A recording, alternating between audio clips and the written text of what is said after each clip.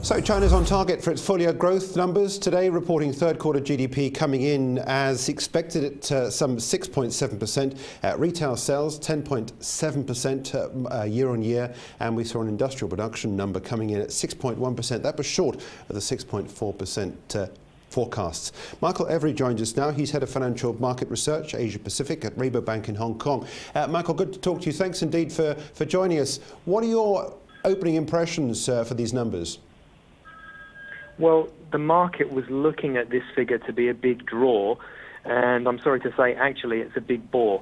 There's nothing there that's really interesting or new. It's exactly what was expected. It's exactly what we got in Q2. It's exactly what we got in Q1.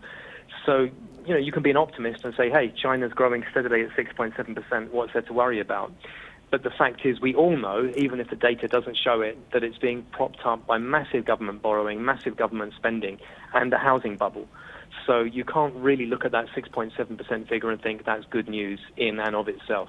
Of course, the authorities are wanting to try and puncture this bubble ever so slowly, or try and deflate it slowly. Do you think that they are capable of doing this? Is there a shock down the road, do you think, in their intervention in these markets? Well, remember, the Chinese authorities have their hands on all the relevant levers, which makes them very different from a traditional market economy. But while they're trying to gradually let the air out of this very clear bubble, you have to remember that exactly the same authorities blew it up rapidly. So it's very difficult when you've literally just talked the bubble up, when you've had your press coming out and saying, buy now while stocks last, you can only make money in property, etc., and slant every incentive in that direction. And then 12 months later turn around and say, don't buy, it's a risk, and put in place restrictions. You can do it, but you do start to lose credibility at the same time. This will actually be the fourth time they've tried to use this particular policy stimulus. And amazingly, people still keep falling for it. But I guess, it's the greater fool thesis. And if you get in early enough, you do make a fantastic return. But it's no real way to run an economy in the long term, either for China or for anybody else. I'm personally deeply opposed to asset bubbles, and I'm deeply upset that all our central banks globally are so addicted to them. There was much turmoil, of course, earlier this year on the Chinese currency and stock markets, and that dented global confidence.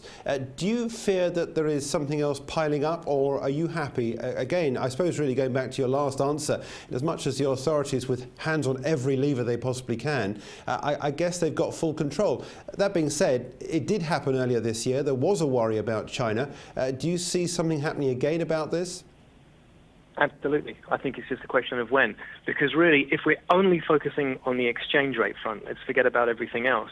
If the housing market were to burst, and if we were to see a hard landing for it, which is, by the way, not what I'm saying will happen, well, then obviously the currency would sell off sharply.